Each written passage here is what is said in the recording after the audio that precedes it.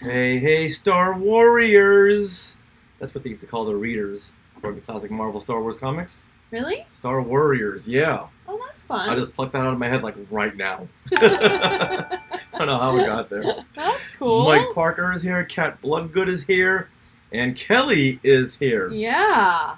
Oh, Exciting. that's from before. Yeah, that's from before. Ah, gotcha. But that's okay. All right. Actually, Kat just liked this just now, so perhaps. Good She's deal. here. Yes. Hey everyone, guess what we're doing this week? A classic Marvel Star Wars comic. Classic Marvel. You know, now that we're doing these on a regular basis, I really As opposed to once every 6 months? yes, I really enjoy them. I really enjoy the good. following through the Good. story and everything. I was worried there. Yeah. Just because Why? you don't necessarily like these kinds of things. Right. Because they are very cheesy and campy and goofy. They are, but it's And the artwork is not really up to par. So it doesn't really fit in with your with my aesthetic. yes. Aesthetic. Yes. Did I Your say that right? interest. Your Yes. milieu. Ooh.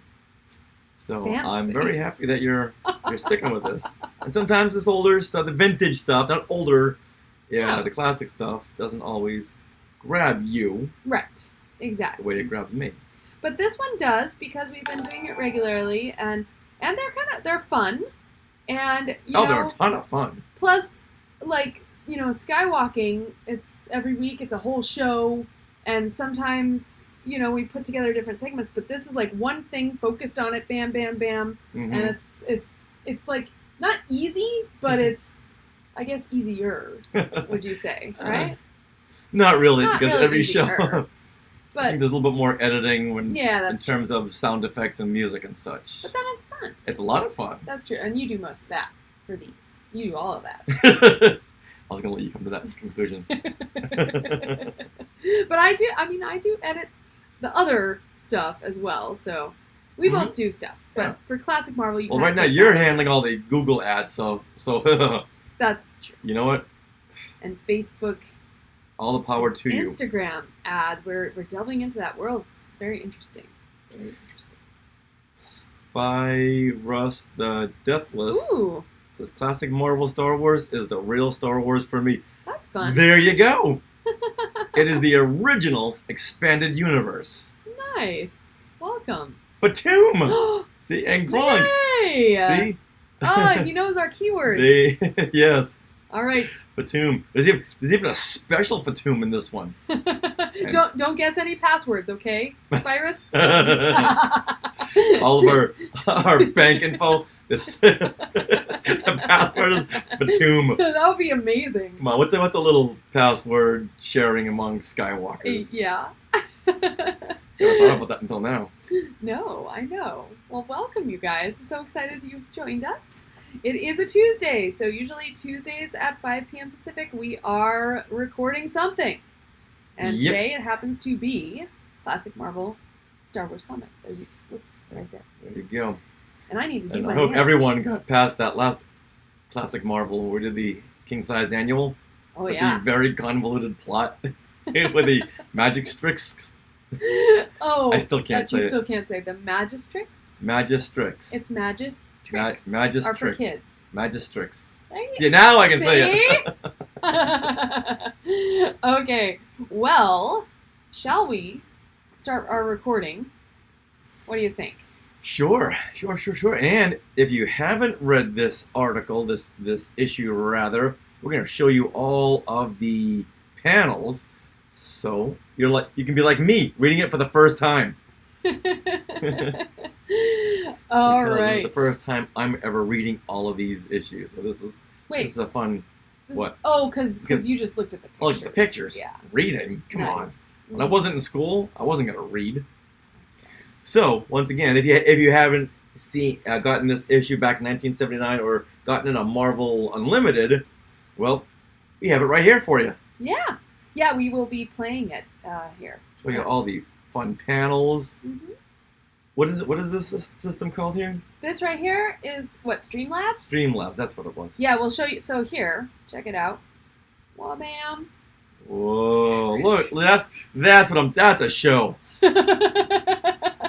like the NPR radio drama come to life. Oh, you'll be saying that during the Marvel Hostess crossover ad. Oh my goodness. I only hope. Well, we're so excited you can join us. Oh, Meredith is here. Spyrus. Meredith says lightsabers in space. Nice. And well, yes. Go ahead.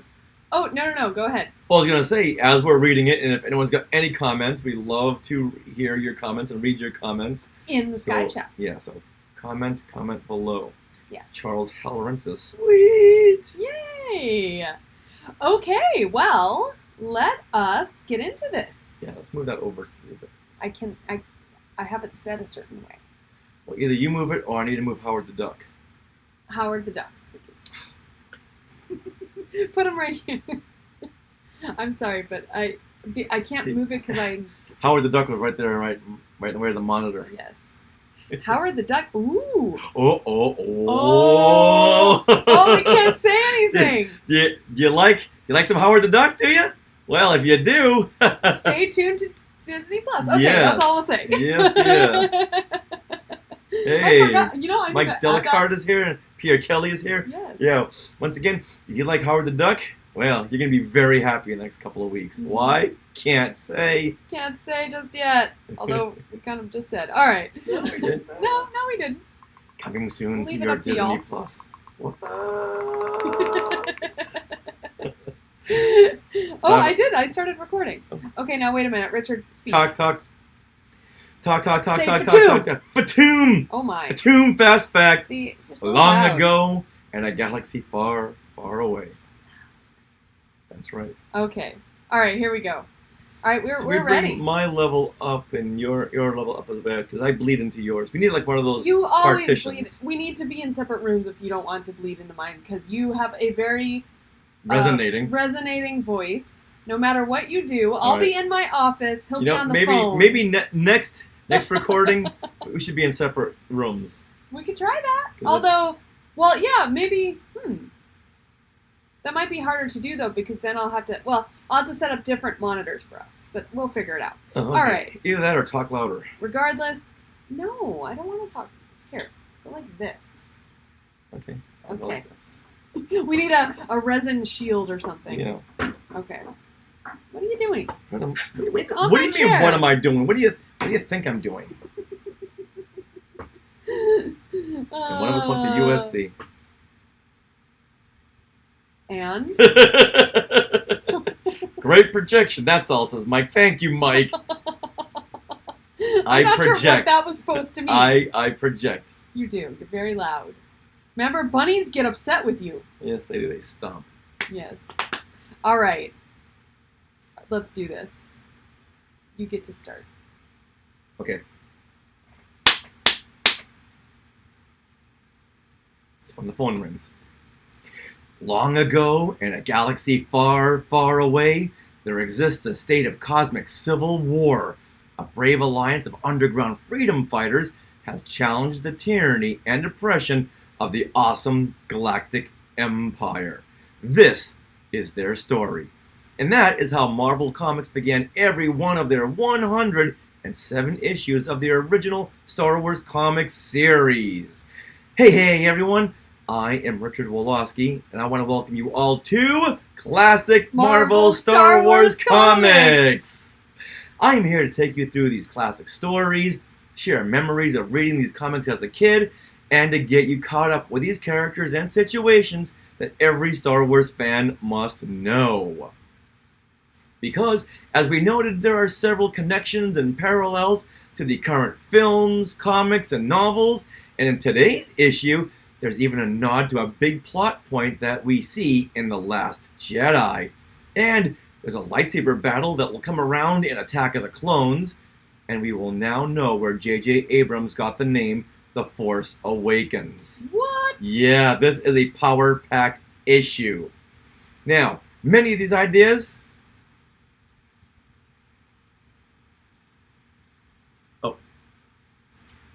So, in this issue, we're going to episode. Hold on a second. No worries.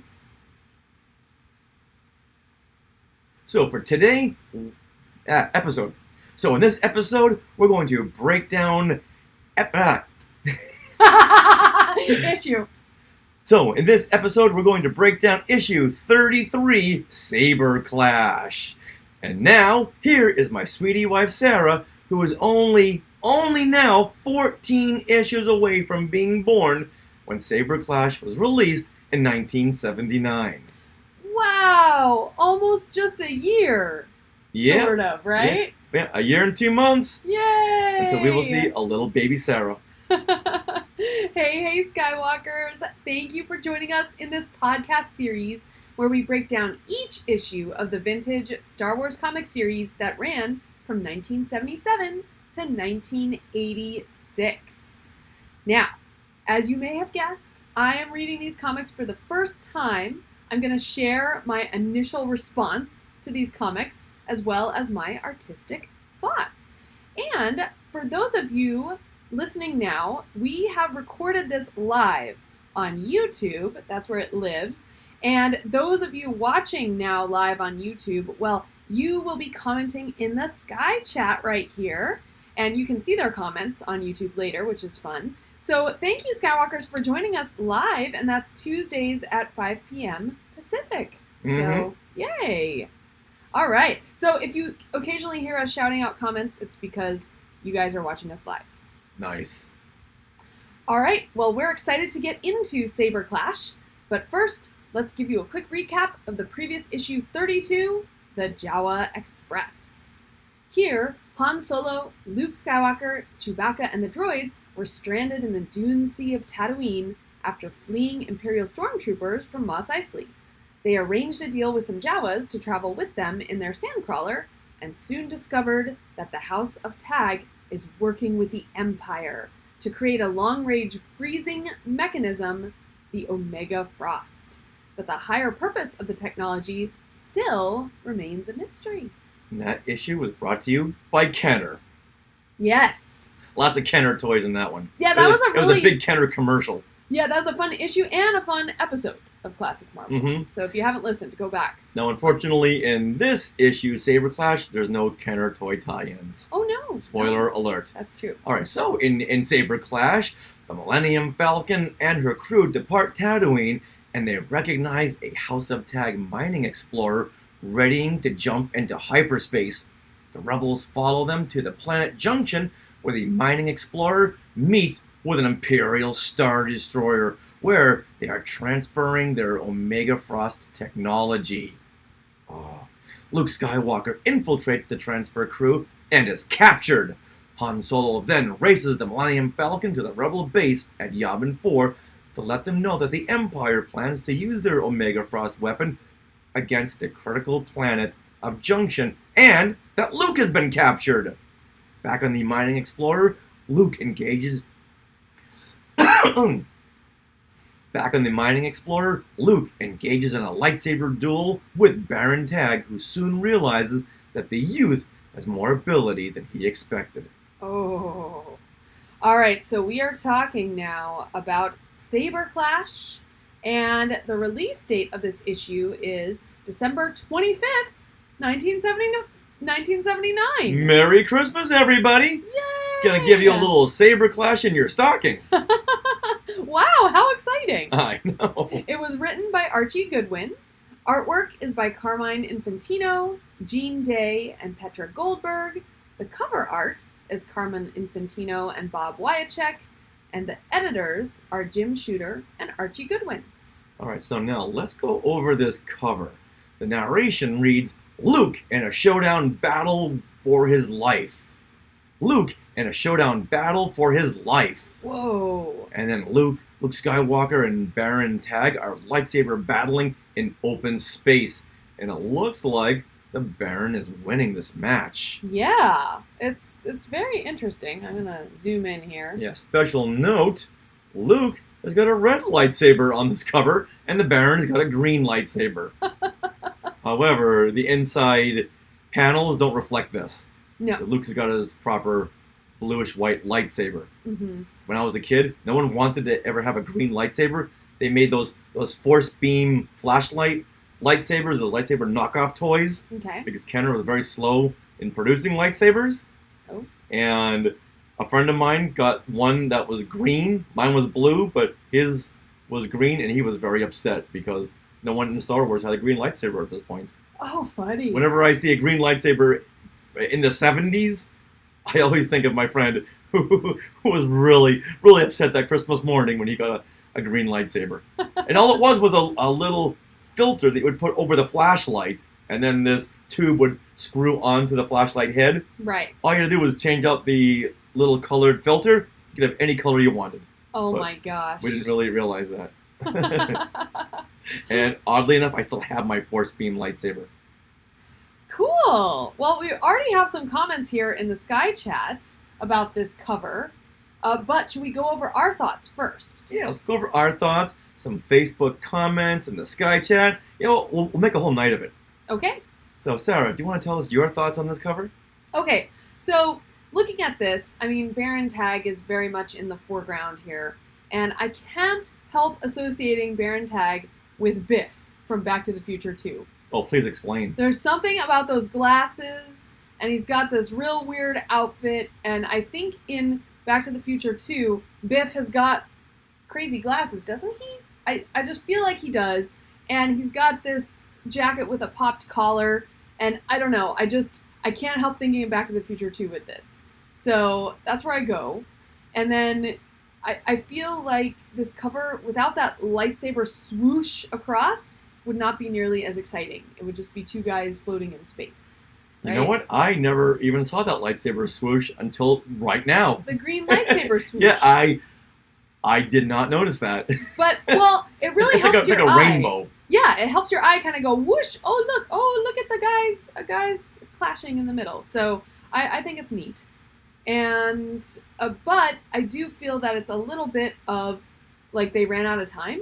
Because it looks like the background, of course, is just space. And it's like they ran out of time and decided, you know what, we don't need a background. Let's just slap a starfield there. And draw these guys. Let's do it. That would answer a lot of questions. And you know what? If this did come out on December 25th, that means that they probably had less time to create this issue than most because they wanted to go on Christmas vacation. Very true. Very true. Yeah, and Hanukkah must have been 2 weeks ahead of this, so yeah, we're lucky we're getting this in color. Yes, exactly. Now this is, for me, this is a very nice cover. Yeah, I just don't know why the artist places them in open space. Well, I didn't know right until now. Now, with the holidays being right in the middle of this production schedule, it makes a whole bunch of sense. Mm-hmm.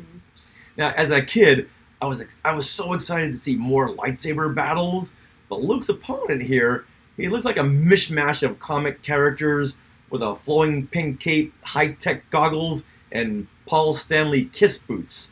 Wow. Oh, okay. And that never really appealed to me. Okay. Because I didn't see Star Wars as comic book-like. It was more science fiction, technology, fairy tales.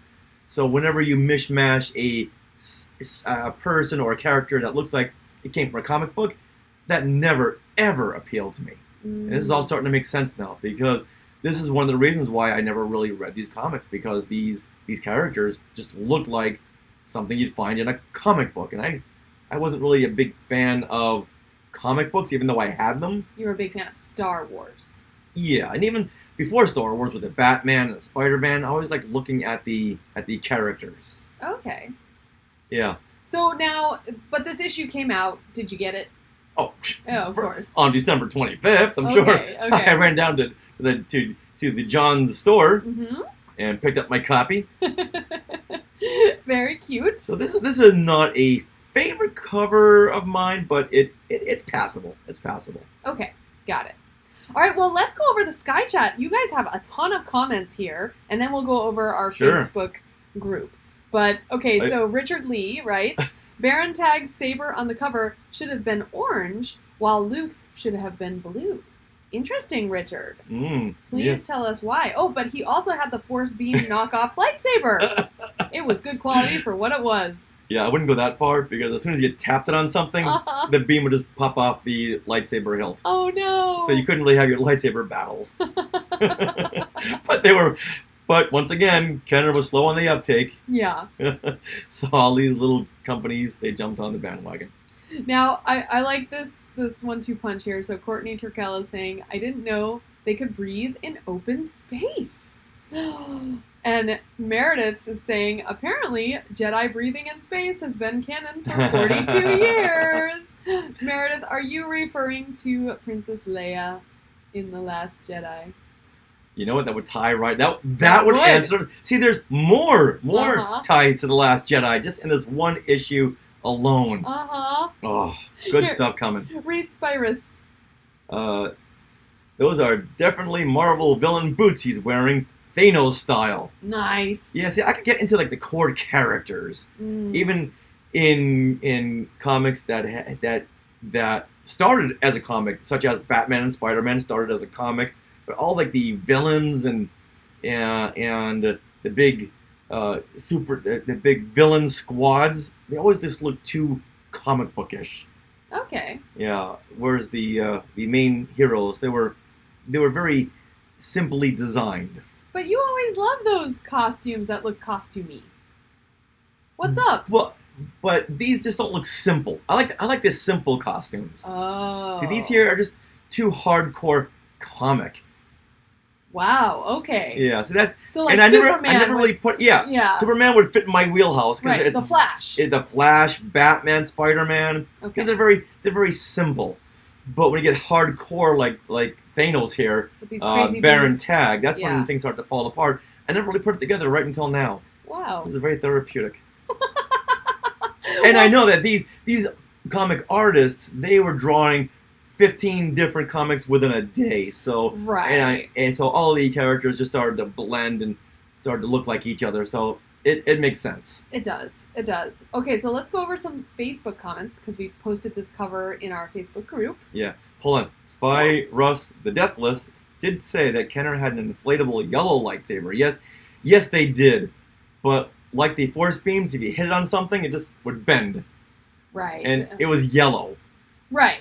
And so the whole point of a lightsaber is to clash. Even in the commercial, the kids were fighting balloons. That should tell you something. That's hilarious. I wonder how many of those lightsabers they went through while filming the commercial. Well, probably there was 3 kids, so probably 3, because they were fighting balloons. Yes. You're not going to get much damage fighting a balloon. All right, so now let's read some of these Facebook comments. We post this cover in our Facebook page and our Facebook group and tell everyone go nuts. What do you think? Tell us what you see in these covers. So Patrick Izzo says, how are they breathing in space? And how did that purple guy get Plastic Man's cool shades? Because wait, how's the song go? I'm so something, I gotta wear shades. Why can't I think of the word? The future's so bright. I gotta wear shades. I love that song. And maybe it's night, so he's wearing his sunglasses at night. Oh, someone tell Corey Hart. Someone tell Corey Hart. Look at this. All right, Reynold Gobey says, please confirm that C-3PO is still okay. So it looks like that guy is wearing C-3PO's outer coverings. Joshua. That's a good one. Yep, Joshua Jordan says, that guy looks more like a Marvel villain than a character in Star Wars. Granted, this is a Marvel comic drawn by Marvel artists. Great minds think alike. Yes, took the words right out of his mouth. Oh my goodness. Oh my goodness. Okay, so Don Glover, not to be confused with Donald Glover, wrote, it appears that the artist and inker were heavily influenced by the musical stars from the glam rock, glam pop genres. That costume would not be out of place from the early days of ABBA or Sweet. Mm-mm. Oh. You can tell when this comic was made. Wow. Jeremy Stevenson says, when this fight is done, can I raid Purple Dude's closet? Oh, Brian Babcock. I know what I'm wearing next time I go to Batu.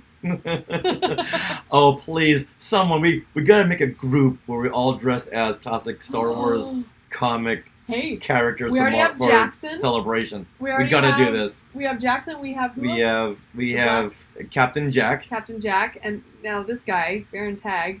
Mm-hmm. Oh wow! Although, what would be really funny if I cosplayed as Leia from the comics, which means I need facial what are those called? Not implants, but like you put the stuff on top of your face. Oh, prosthetics. Prosthetics. I need like prosthetics, and I do my eyebrows like woo, very arched. That would be. We'll think of someone else because that would be too scary. It would be. It would be. Yeah. Okay. Because she's got more of a squarish head. You don't have a square head. No. But you know what?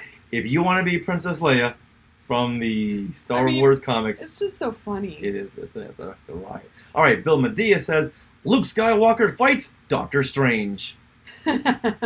Nice. All right. Now let's get into this one by Rex Gordon. Hey, where is Rex? Oh. All right. Oh, okay. Spy Russ, the Deathless, and Sky Chat says Balance the Hunter cosplay would be so badass. It would. It would. Especially well, from the new comics. It's very Mm-hmm. He's up to his game. All right. Rex Gordon says epic boots. Everyone loves his boots. As a kid, I liked the cover because of the lightsaber fight. The Baron's legacy continues with his Biscuit Baron franchise. Who wants to invest in a store with me? First one on Earth. Do you know what it's time for? No. A Fatum Fast Fact.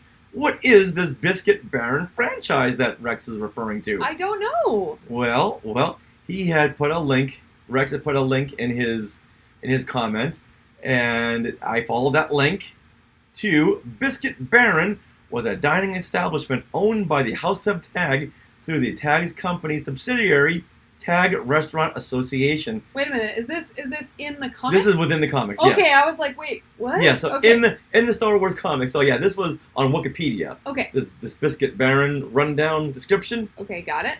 All right, so with stores located on several planets throughout the galaxy, Biscuit Baron was by the time of the Galactic Empire's prominence the largest restaurant chain in existence. So think of this as like Kentucky Fried Chicken. I'm going on the whole funny. biscuit theme here. I get it.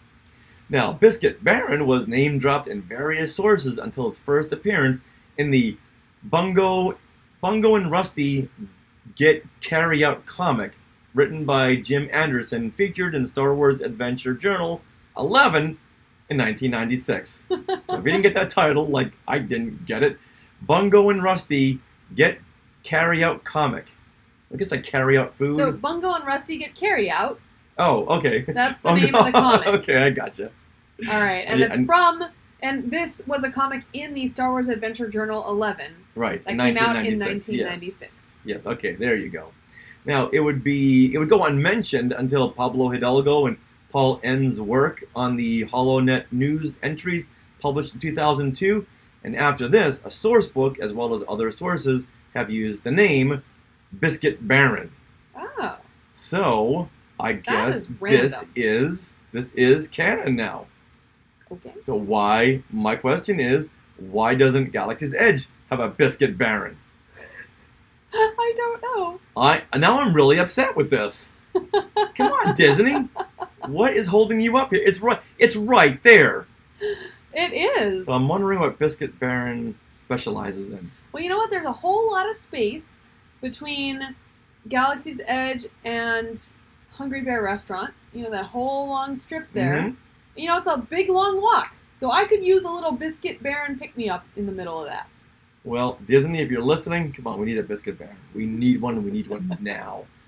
Uh-oh. Guess what I want now? What? A biscuit.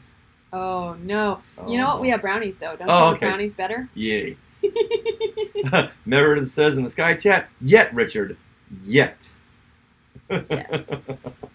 You make a good point, Meredith. A very All good right. point. With that, let's get into this issue, Yes. Saber Clash. Okay. So, Sarah, do you want to give us your initial thoughts? I do. Oh, Rex is here in the Sky Chat. Yay! Rex, did you hear our big discussion on your comment? Oh, the Biscuit Baron. Yeah. I hope so. Oh, wait. I don't know. Oh, Courtney is suggesting Biscuit Baron will show up in the Bad Batch. Oh, that I can't tell you. Everyone within the vicinity of Earth would hear me scream. I think so. Rex, you came in like seconds After we after just talked we had about- finished up your whole Biscuit Baron suggestion of investing in a restaurant franchise with you. So Rex, contact me. We're in. Nice. All right. So Sarah, give us your initial thoughts on Saber Clash. Okay, well, as I was mentioning when we first came on, I do like the fact that we are reviewing these issues on a monthly basis, and so I can keep the story straight in my head. Because when we first started doing this, it was very sporadic. So I like, and this particular issue features a lot. Sorry. And this particular issue refers back to a lot of previous issues that have stood out to me, like the Jawa Express, or the one before that. I don't know, Baron Tag is a really cool villain. I like him a lot. And I feel like the Baron Tag Luke rivalry is good, is very cool. And also Baron Tag and Vader. Like, he's got some very compelling arguments as to why he has issues with both of them. Mm-hmm. And it's a great through line for all these comic issues so far. So I did appreciate that. A nice simple story. I appreciated that. But last issue, we really liked the art, right? Oh, that was outstanding. It was amazing. And I looked at the artists and I saw that some of the same artists were back. However, I don't know if they went on break or something, because the characters were back to the strong 70s jawlines and the arched eyebrows of Leia. There's no Carrie Fisher eyes looking out at me from this issue. Yeah. So I think they gave it back to Archie Goodwin and yeah, whoever the to draw. artists were a little bit, some of them were new to the Star Wars franchise. Yeah. And I think had more time to practice drawing Mark Hamill and Harrison Ford and Carrie Fisher. Yeah. And they learned how to draw fur on Chewbacca's face. Yeah. So I didn't appreciate that as much, just because I was wowed by last episode, and this one is not the same. So. Okay. Well, these issues have got their certain flair to them. Yeah, I agree. Their certain look and their certain aesthetic, which I really appreciate from time to time. Mm. All right, for me, I like this story because it features all the Star Wars heroes and that there are no story hiccups, which I'm always on when a story there's too many speed bumps as you're reading it. It's like, wait a minute, that doesn't make any sense. And wait a minute, why is this character saying this when in previous issues they would go against this ideology? They're now yelling at the top of their lungs. And there was almost a story hiccup in this one, which we'll get to, but they fixed it. So, yeah, I think I know what you're talking about. Yeah. And they only flash back in one panel to re-explain the whole Omega Frost technology, which was featured in the last issue, which I'm glad, because if not, then we'd be very lost on what this was. And that's the whole purpose of these flashbacks, is to bring you back. But sometimes they'll spend half the comic just flashing back. Right. And like you say, I really like the fact that the past characters and storylines tied into this particular comic, which really gives it a nice unifying feel. Mm-hmm. So when they refer to something, it's like, oh, wait a minute, that was back in issue number 20 or 35. Right. And I like the fact that they're tying things together because, like I said before, they're writing all these comics at the same time. They got like 5, each comic artist and writer has probably got like 5 books they got to write a month. So I'm sure they're not going to look back on their in their story Bible to see where someone did this or who said what to who. And so I'm so glad this comic here really gives you that unifying Star Wars saga universe feel. Right. And the end has a nice twist that surprised me. I won't spoil it here. It did surprise me. Now, Saber Clash is better than some stories, but not as good as others, and it leaves us on that good cliffhanger. I agree. Okay. Those are some big initial thoughts right there. Also, should we read? Richard F. Lee has some thoughts on this issue as well. Okay. He says that Baron Tag was a great villain. In a way, he was killed off too soon. Spoilers! But we will see his sister in a future issue.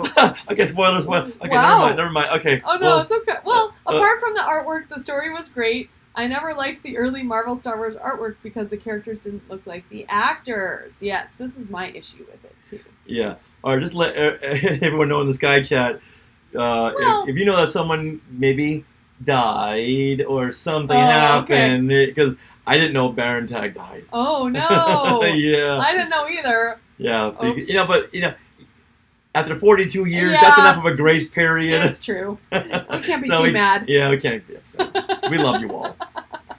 All right, Sarah, now let's get into the story. Okay, here we go. Now, the Millennium Falcon zooms away from Tatooine, giving everyone on board a sigh of relief. However, that is short-lived because Luke recognizes the tag mining explorer hovering above the planet's surface. Oh, he knows what's going on with that ship. Mm-hmm. So, Sarah, explain to us this splash page. Okay, well, it's a really neat splash page. You have space, you have a planet, and zooming away from the planet is the Falcon, zooming right at you. And kind of next to the Falcon, but a little in the background, is this Baron Tag mining explorer. And yes, they're hovering above this planet's surface, and it looks really neat. There's some nice motion with the Falcon moving toward us, and a big giant letters at the bottom saying, Saber Clash. Right? Yep. Okay. All right. Oh, and let's see. So, there is a word bubble coming from the Falcon. Han, that mining explorer, I recognize it. All right, so Luke goes on to explain that this is the same House of Tag ship that was helping the TIE fighters get down to Yavin. So this is what I mean. This happened in issue number 25, Siege at Yavin, when the Tag ship was creating this tornado, and inside the middle of the tornado, they were hiding TIE fighters to go in and out of Yavin to infiltrate. That was so cool. And, oh, wait a minute, fur alert. Look at Chewbacca's face. Ooh. It has fur. All the way. Yeah. Yeah, it still doesn't really look like Chewie, but there is fur. But we're getting closer. But look at Luke. Come on. Look at Han. It's more like Dorothy Hamill than Mark Hamill. Yeah, what's with the nose job on Luke? All right, so Han says, there's a shuttlecraft approaching that lumbering spice sniffer. Han says, there's a shuttlecraft approaching that lumbering spice sniffer. Oh boy. Luke knows that the explorer is there to pick up the Baron. Then he thinks in a thought bubble, everything seems to be working to take me further away from my original mission for the Alliance. But... Yes, then his thought is broken. Now, his mission back on Tatooine was to find pilots for the blockade runners for the rebellion. That's right. All right, so that's going to contradict itself in a second. Okay. But, have a look at Luke here. All in shadow. He's all in shadow, but this is not Luke. I'm so upset that we don't have these artists back from the previous thing. It's like, oh well. That's okay. Yeah. All right, so Luke says we've got to follow him. What we witnessed out in the Jundland Waste makes it too important for us not to. Now, didn't he just say in the thought bubble that everything was getting him away from finding pilots? Right. But now he wants to go after the Baron. Right. I don't think that's getting in the way. I think that's like his thoughts were like, everything seems to be taking me away, but we've got to do this. Like there was a big but coming. Yeah, then you know what? Then take away this. You know what? Then this whole panel could have been used for something else. Because if you're going to contradict yourself, then don't even put it in there. Because he just said something, and then he said, okay, but we have a mission, but let's do something else. Right. Mm-hmm. Okay. That's what stuck out to me. Okay. Now, we flash back to the last issue where an Omega Frost had frozen the Jundland Wastes. Oh, there's a contradiction right there. You wouldn't think you could freeze a desert. It was so cool, that the Jawa Express. And the narration explains it is generated from 2 conductor towers. Anything caught in its path containing even minute quantities of moisture freezes and shatters. Since some things in the galaxy contain some moisture, It is awesome. Wow. Awesome used as kind of a bad word here, I suppose, right? Yeah, awesomely bad. With that, Han says to Luke that he is a bad influence. Every time I'm around you, I get turned into a hero in spite of myself. Yes! That's kind of a fun line. Yeah. Very, very from the films, I would say. Yeah. Yeah. But, look at the artist's rendition of Luke. Oh my gosh. Punch into okay, this. I'm going to punch in because this is ridiculous. Look at that. What is happening? I mean, not even Han. I can give Han a pass, but Luke. Now, I think this is probably the worst illustration of Luke I've ever seen. Yes. Ever. I would think so. All right, so take it away, Okay, please. okay. Zoom out. Let's go to this one. Okay, now we cut inside the Tag Mining Explorer. Oh, okay. Baron Tag is in the middle of a Kylo Ren temper tantrum and smashing things with his lightsaber. Shrek. Apparently, he is upset that Luke got in the way of their Omega Frost test, and this will not go unpunished. No. Mm-mm. All right, Sarah, I want you to take over this next part here. Okay. Because I think you'll really like it. Oh, yes. Hold on. All right, here we go. So then we see that Baron's scientist brother, Silas, who he's wearing white here with a very receding hairline with blue hair. Mm-hmm. It's interesting. Mm-hmm. Well, Silas is trying to bring him down, but honestly, it's too hard to focus on the words because, well, just look at their asses. I'm sorry. Oh boy, look at that. Okay, center frame. Look at right there. What is up? Someone's been working out. Both of them. Maybe they have personal trainers or something. I don't know. But apparently they do. Look at those glutes. I know. What's funny about this, though, Richard, is that I was reading this comic and saw that and went to type in some notes and saw that you had already typed in the notes. Wow. But my goodness. And white, too. One is white, one is red. Yeah. Can't miss it. Mm-mm. All right, so Baron's brother Silas, he says romantic Orman. Orman is Baron Tag's first name, but somewhat lacking in logic. I suppose that's why you have the title, and I'm content to be a mere scientist. The Baron then tells an officer to contact his younger brother and tell him that they are ready to rendezvous. Silas then says it's a pity that their dear little sister doesn't have a role in all of this. To which Baron tells him not to get her tangled up in all of this. Okay, now wait a minute. Have we heard of Baron Tag's sister before? I think this is the first. I'm pretty sure this is the first time. I think so, because all the Tag men have been men, Mm-hmm. right? Mm-hmm. And they've all been, just talking about each other. But this is the first time. Well, you know what? Spy Russ the Deathless had mentioned that we're gonna see the sister Tag, so I'm happy about that. Yeah, me too. I like this family who they're not part of the Empire, but they work very closely with the Empire, kind of like Tony Stark with the government. Right. Yeah, he makes things for our government, whereas the Tags they make weaponry for the Empire. Right. Yeah. Cool. Now, back in the Falcon, C-3PO tells Luke and Han that he picked up a fragment of a transmission from the Tag's ship and that they are headed for the planet Junction. So Han blasts the ship into hyperspace to follow them. Wait, what is that? This ship. Right here in this middle frame here on the screen. That's a very flattened Millennium Falcon. I was going to say, it's like a pancake. It's the Pancake Falcon. So they got some time to kill. So C-3PO and R2 and Chewbacca are playing to Jarek. And R2 is winning. And he's got an arm that's coming out of his eye to move the pieces. That's not what he did in the movie. Just saying. Where is this arm coming out of his eye? Right there in the bottom left-hand frame. Right. He had a little arm that came out of his body, but now it's coming out of his eye. And in the cockpit, Luke is training with the remote. That remote that we saw him training with in Star Wars. Now, how big is this cockpit that Luke can practice training with the remote? Yeah. This is not the Millennium Falcon cockpit I know. No. Wow. All right. I think they just wanted Han in there, right? There's easier ways of getting Han in the panel.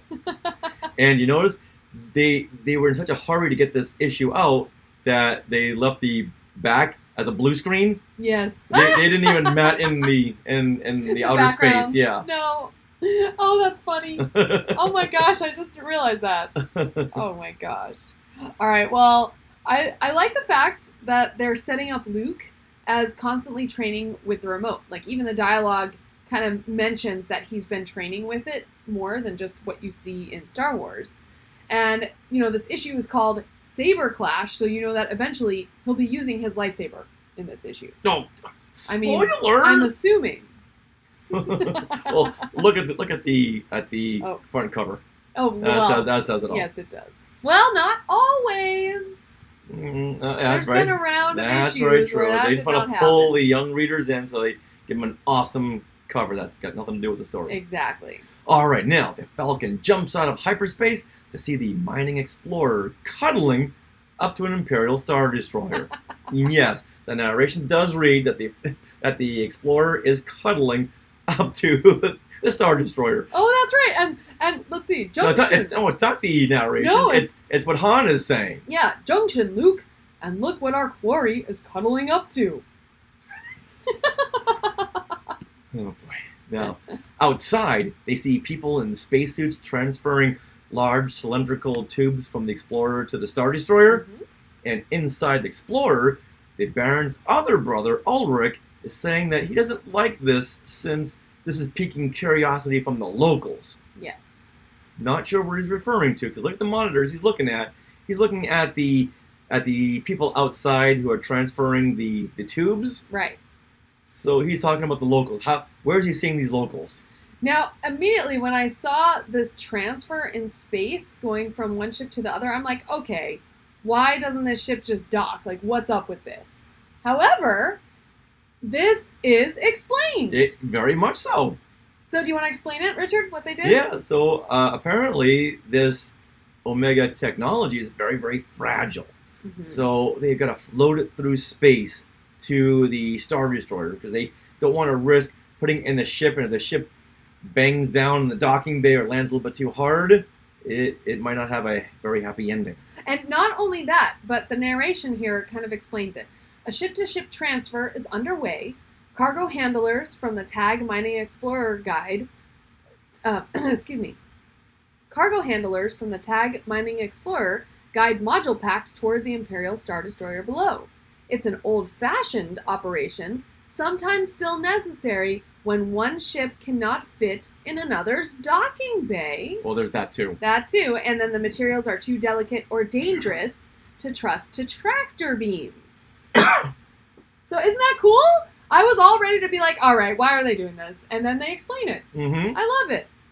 And I love the fact that they're working in Omega in this issue. Yes, I know. Well, if there was a character that looked like Omega, that would be brilliant. Oh, there is I not. love that. Lots of blue hair. Mm-hmm. All right, but the Baron, he's not worried about who sees what. He's saying, you know what? I don't care if it's rebel spies. I don't care if it's even their friend, the Sith Lord. He's just very proud of what he's doing here. Yep. But now, somehow, Luke has infiltrated the crew transferring the tubes, and he just kind of floated right in there, made himself one of them, and he even had a yellow spacesuit like the rest of them. I know. Imagine that. Mm-hmm. He even listens in on the intercom chatter and hears that they are planning on freezing an entire world. With that, he scurries back to the Falcon, but he doesn't get very far because he is blasted by two stormtroopers, but manages to relay a message to Han and Chewie that the Empire is going to use that weapon on Junction. And Junction, that's a very critical planet because it supplies the rebellion. Mm-hmm. So the rebellion, they gotta keep an eye on this planet. So what are those stormtroopers doing? They're flying with their jetpacks. Pew pew pew pew pew pew. I just wanted to say that. Okay, all right. You know what? I'm listening for the sounds, and you could be right.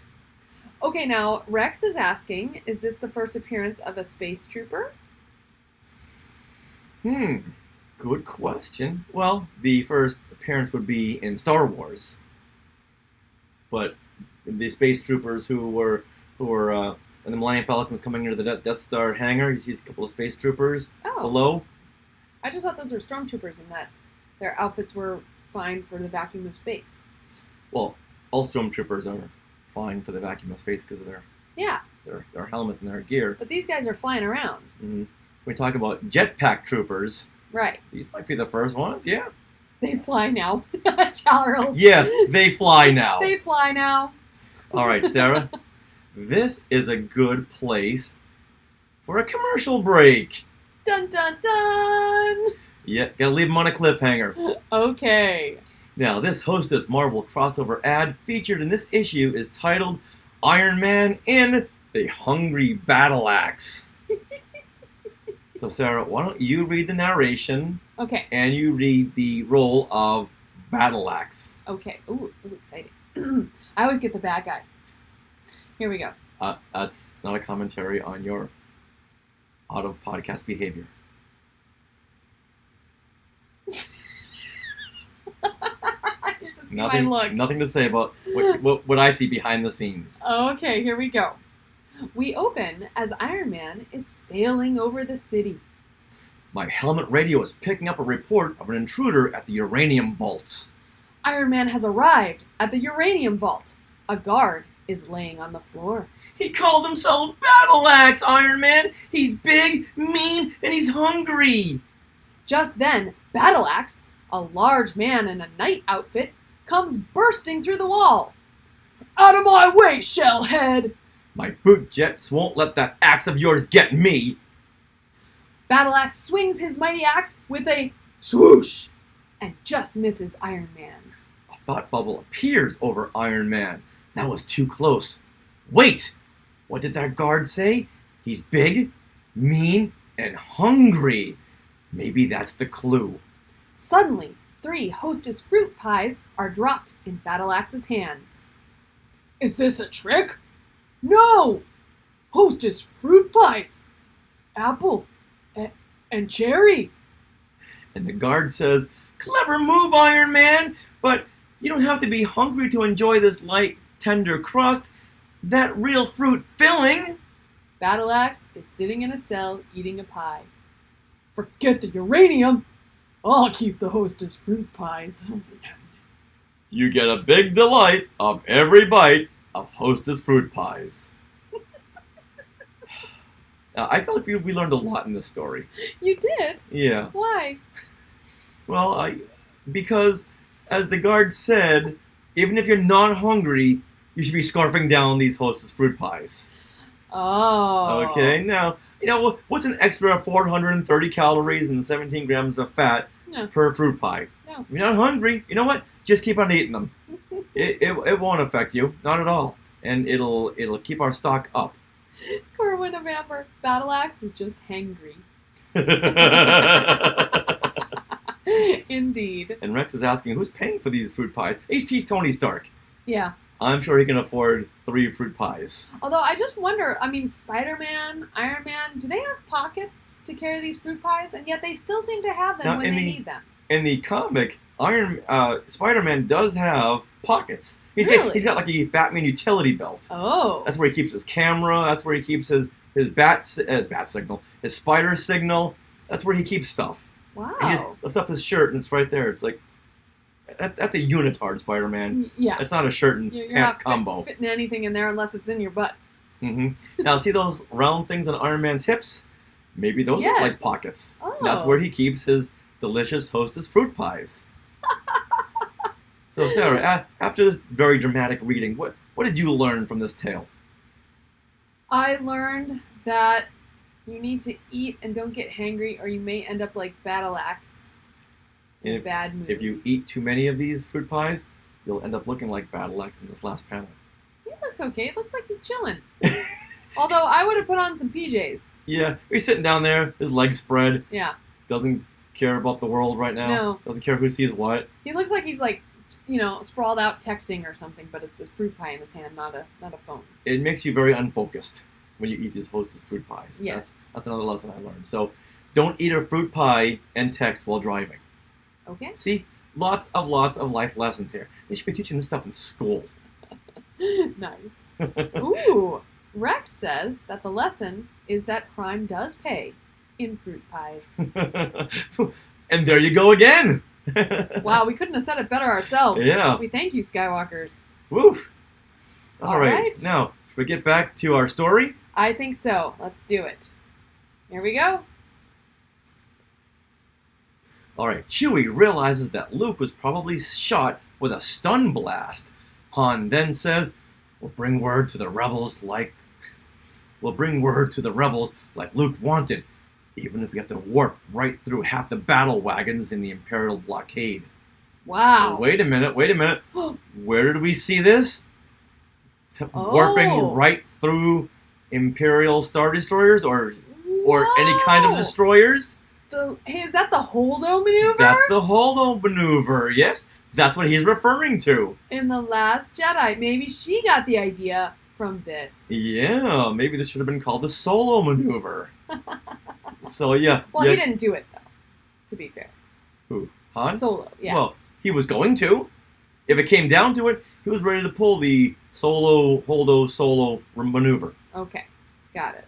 All right, so there's one nod to future films, okay? I like it. Okay, good.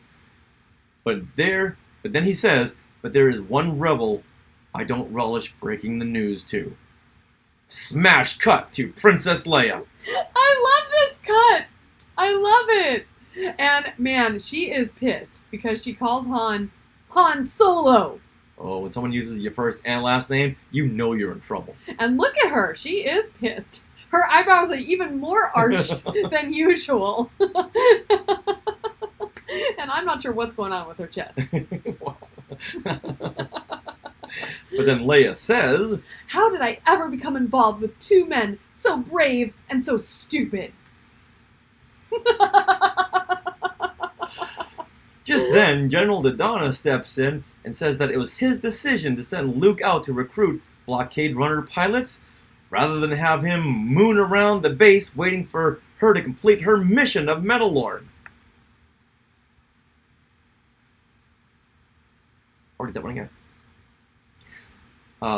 Just then, General Dodonna steps in and says that it was his decision to send Luke out to recruit blockade runner pilots, rather than have him moon around the base waiting for Leia to complete her mission on Metal Lord. Remember that planet? Oh yeah, no. A few issues back, when Leia was sad that Luke and Han were out, right? Yeah. And Dodonna came up to her, and she's like outside in the night, looking into the star field, yes, on top of the temple. And Dodonna comes up to her, and he kisses her forehead or something. Yeah. Or she good kisses memory. his face. I don't know. It was weird. Yeah. It was super weird. Uh-huh. But there was far more going on there. I don't know. Anyway. But yeah, he gave her a mission because she can't be just sitting there doing nothing. Right, and he didn't want to see Luke moon around the base. Right, that too. I'm not sure if that was a 70s reference, to say someone's mooning around somewhere. It sounds like it could be. I think it's a 50s reference. That's very true. All right, then Leia says that anyone could have handled this, so why send Luke since he's got a way of stumbling into trouble? But Dodonna replies, maybe he is guided, since Luke is truly touched by the Force. Now we're getting somewhere. Yeah. Han then chimes in and says that maybe they should head out to Junction and save some of those hotshot starhoppers that reside there. Maybe if they know that the rebels are saving them, maybe they'll join up. That's a lot of maybes. Yeah, it is, but you know what? What else you got? Right. I know. How else are you going to recruit people? Mm-hmm. Okay, I like it. All right, so back on the Explorer, the Baron has Luke's lightsaber pointed right at his throat. Dun, dun, dun. And he reveals that he recognized Luke out in space, and that's how he was captured. That is a very, very good point to bring up in this comic, because they could have just let that slide by. You gotta wonder, how did they capture Luke out there? He's floating out in space. Everyone in those yellow spacesuits all look the same. But how did he pick Luke out? Mm-hmm. And it just so happens, while he's been searching for young Skywalker, he's been studying his face. So when his face came up on the monitor, remember when Ulrich was looking at the monitors? Yeah. Mm-hmm. Makes sense. He saw Luke out there. Yeah, I like it. All right. So he also lets Luke know that he's got a little game planned as a way of avenging the business he lost when Luke destroyed the tornado tunnel that the ties were hiding when infiltrating Yavin. Right. He then tells Luke about his grand plan, as evil villains do. He starts monologuing. Did he learn nothing from Austin Powers? So he's going to release conductor towers in space, so instead of freezing a planet's surface, he's going to freeze space. What? And when Luke's friends come to rescue him, well, they'll be trapped in the Omega Frost. Okay, so I don't know if he's going to freeze space because it has to have some moisture in it. So space is a vacuum. It does not have moisture. But what it will do is it will freeze the ships that are going through the space that they want to freeze. The way he's explaining it, he's going to freeze space. Now, that's why they call it science fiction.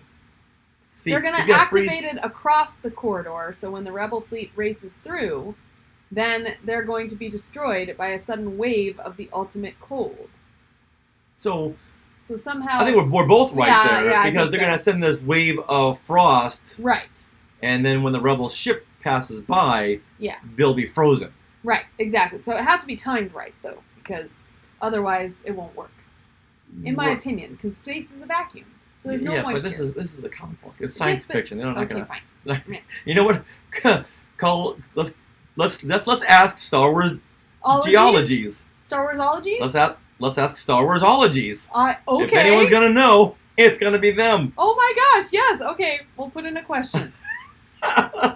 Star Warsologies on Twitter. All right. So then Luke grabs his lightsaber back and he escapes. Ooh. And Baron tells the security to make no attempts to capture Luke since it's part of his grand plan.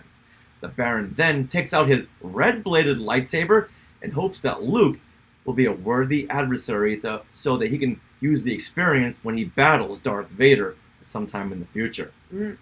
Luke makes his way to the docking bay where he sees a TIE fighter which he hopes to use to escape, but suddenly his path is blocked by the Baron. All of a sudden.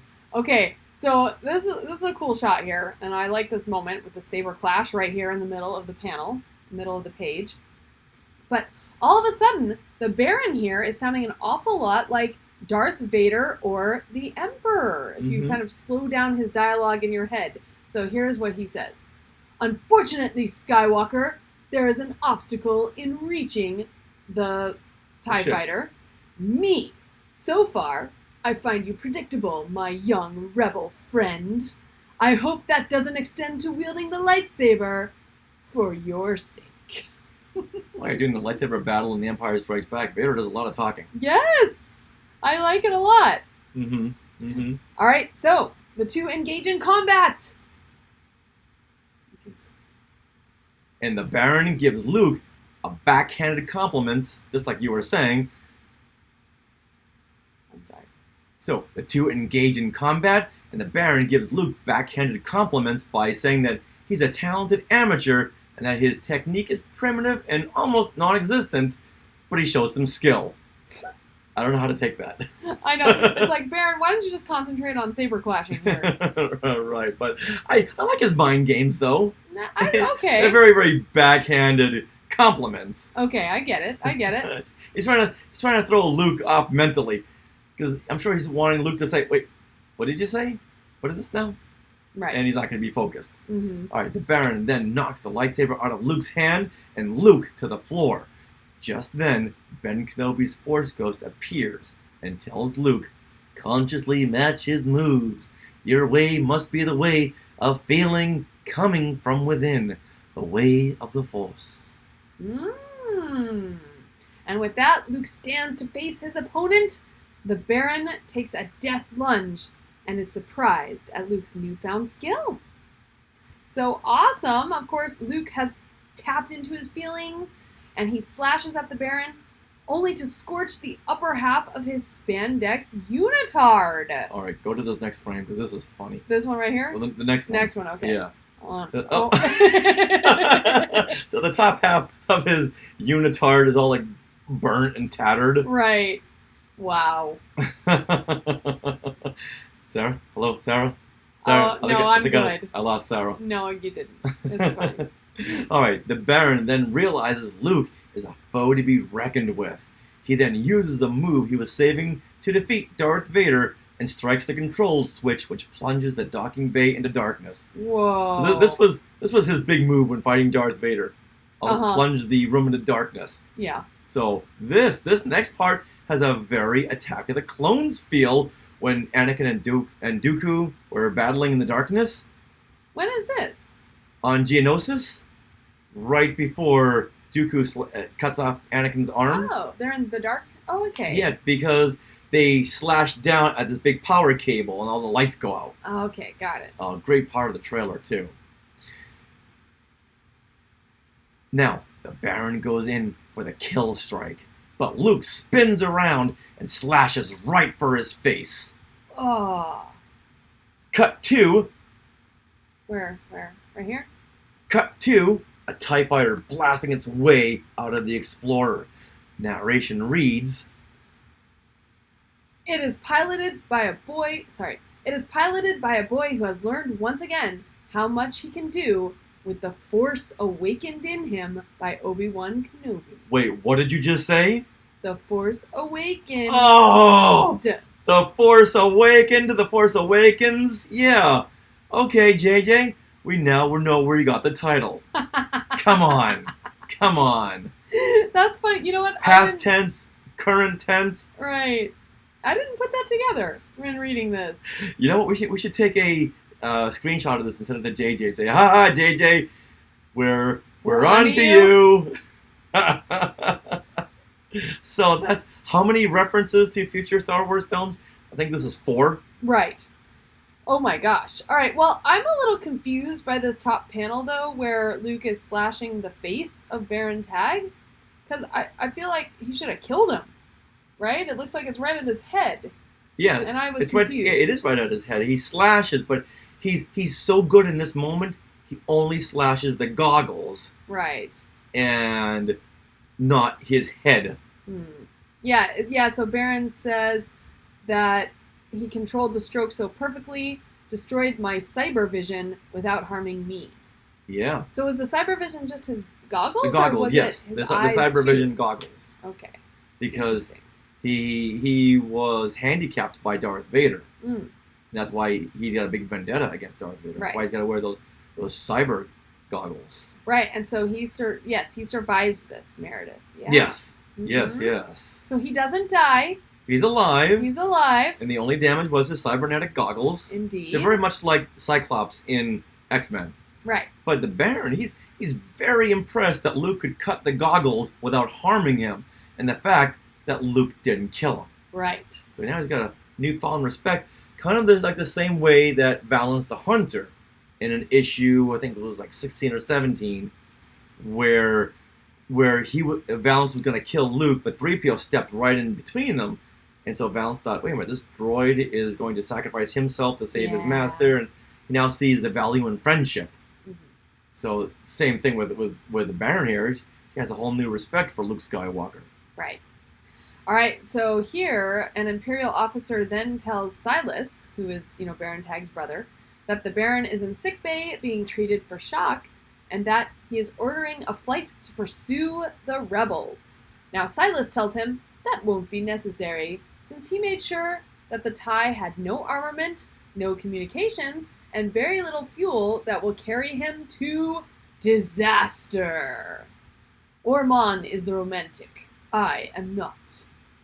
The end. Wow, that's a cliffhanger. But, which might be resolved in the next issue. Thunder in the stars. Stars. Isn't that the name of the next Thor movie? Love and Thunder. Oh. Thor, Love and Thunder. Oh, same thing. I love it. All right, Meredith says here in the Sky Chat, life debt for you, life debt for you. Everybody gets a life debt. Nice. Yeah, suddenly Oprah Winfrey's a character in these comics. I love it. All right, so Sarah, after going through issue number 33, Saber Clash, okay, what are your afterthoughts? Ooh, hold on. Sorry, I hold my breath so I don't breathe.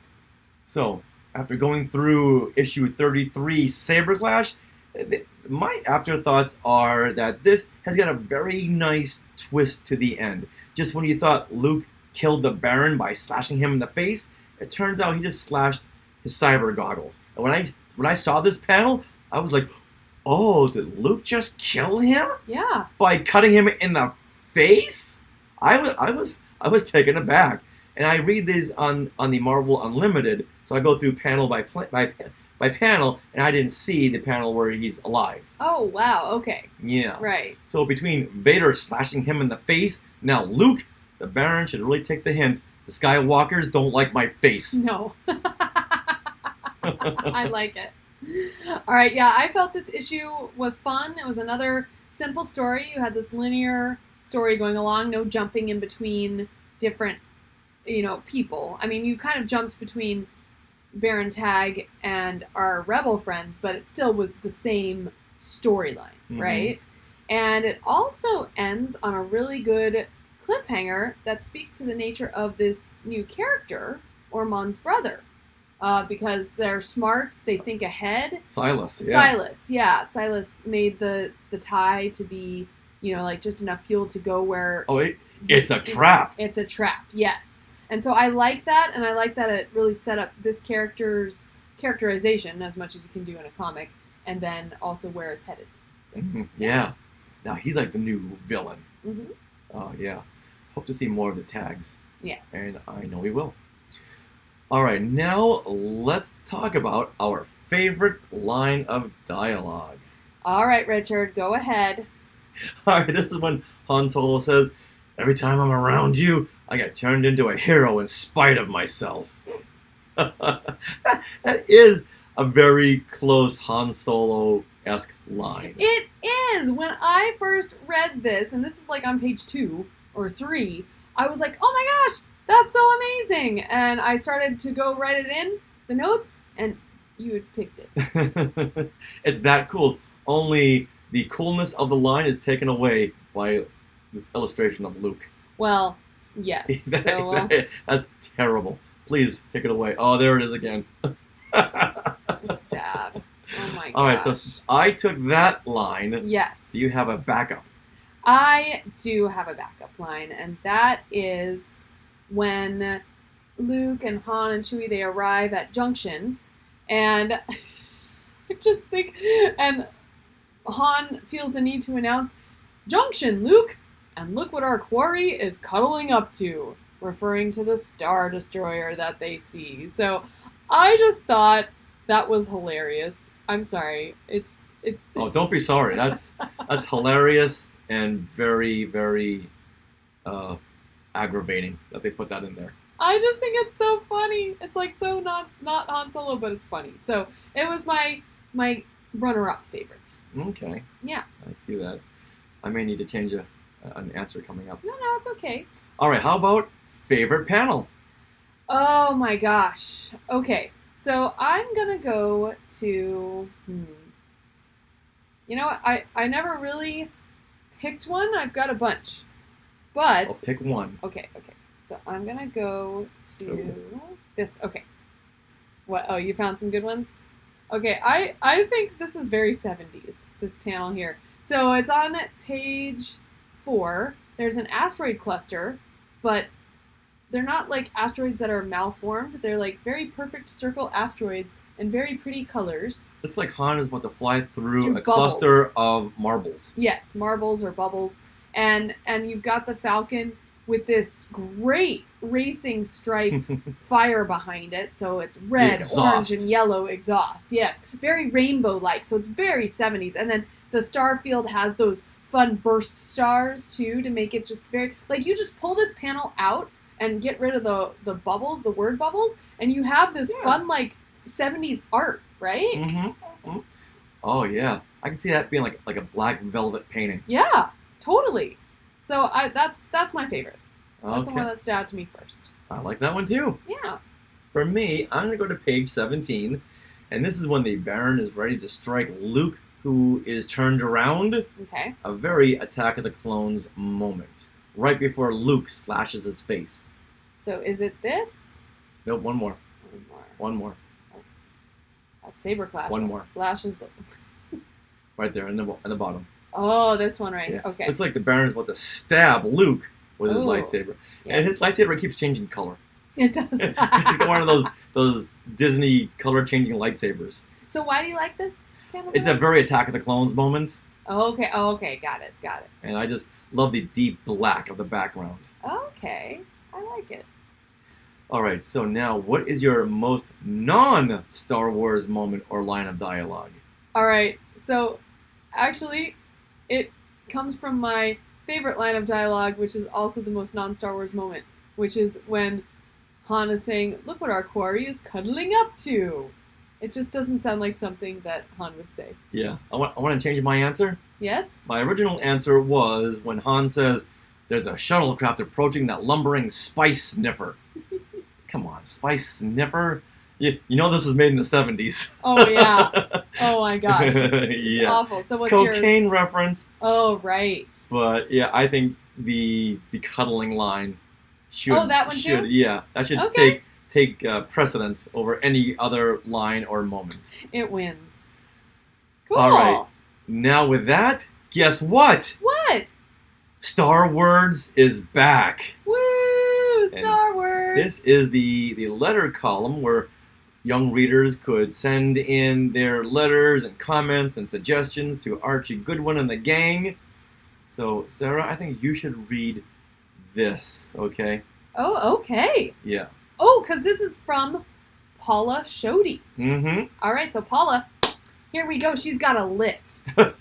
She's got a laundry list. Dear Archie, number 1, I hate the way you handle Han Solo. He comes on like a total mercenary. You better treat Han very carefully. Also, why can't Han have another temporary girlfriend?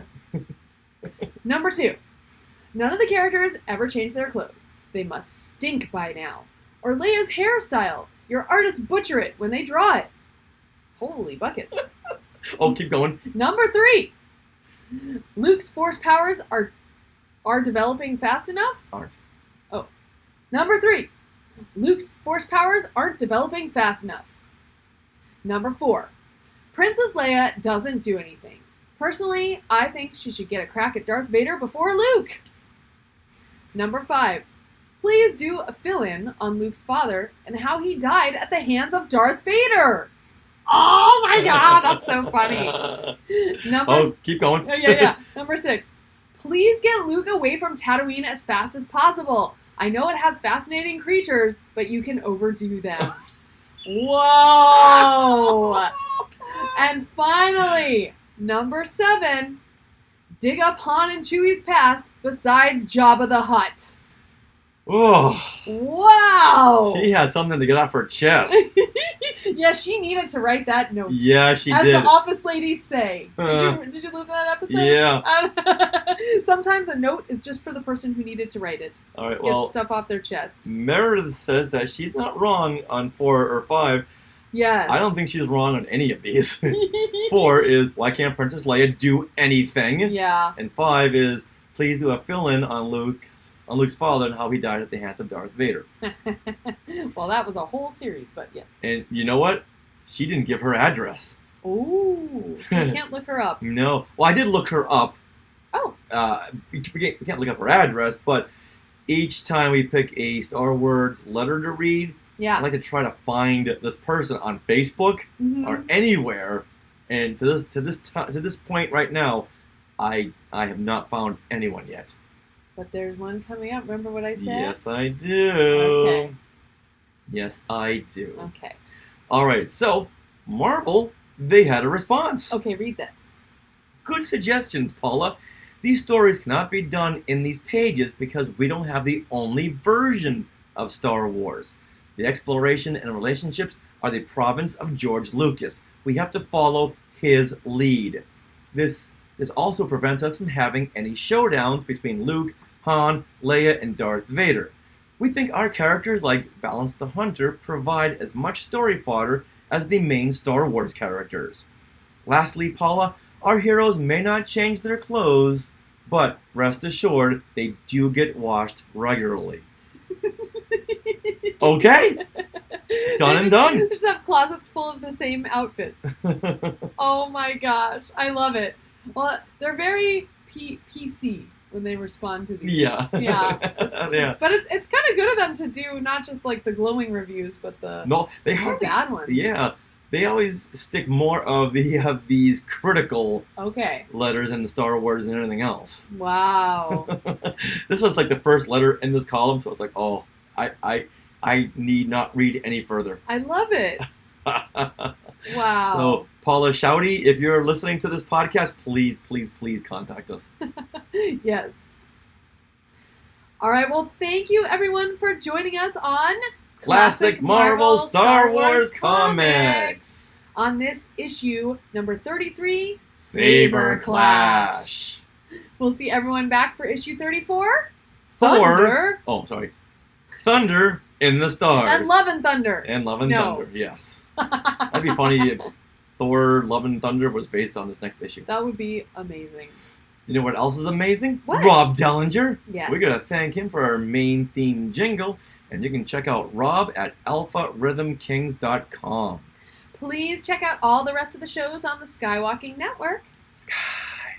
like Talking Apes, Neverland Clubhouse. the Max Effects Podcast, Resilient Squadron.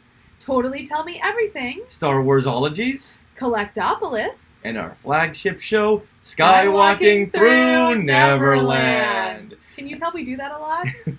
You can find them all at skywalkingthroughneverland.com. Incidentally, if you head to skywalkingthroughneverland.com, I just put out an article on Marvel's What If, the new series. A new animated show Thank you. premiering on Disney Plus on August 11th.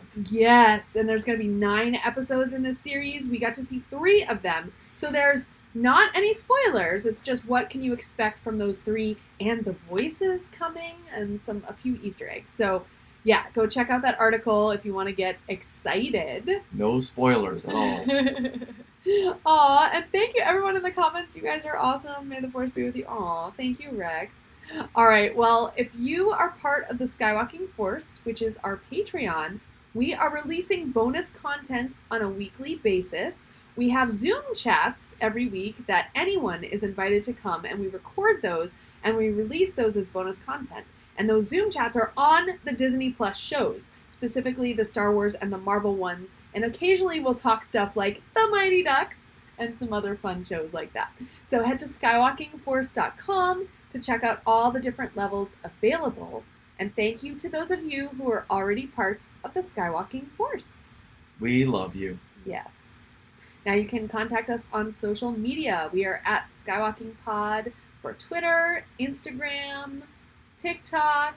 You can also find us on Facebook, Skywalking Through Neverland, and you can email us, share@skywalkingthroughneverland.com. Now, stick around for all the bloopers and times we messed up right after the credits. And not always remember, it's a whole different show. But for classic Marvel Star Wars comics, this is Richard. And this is Sarah. Saying Forp. Fatum. Woo! Schwank. Nice. Meredith this week is not trivia yet. No, probably the week after. Okay. Cool.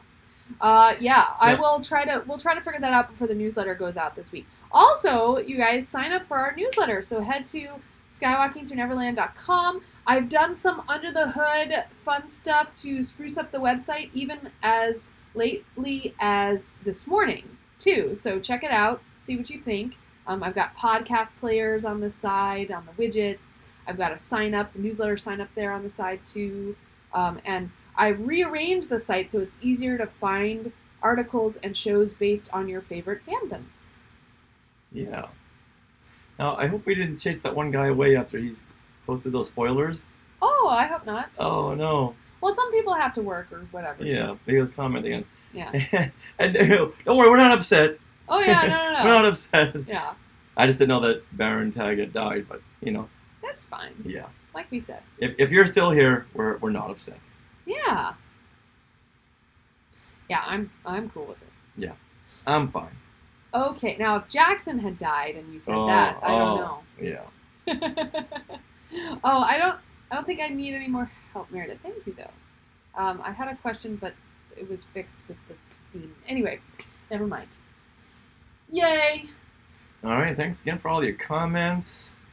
Yeah, comments and feedback. Oh, you positive. Yeah. Okay, great. All right. So I think we are good. I think so.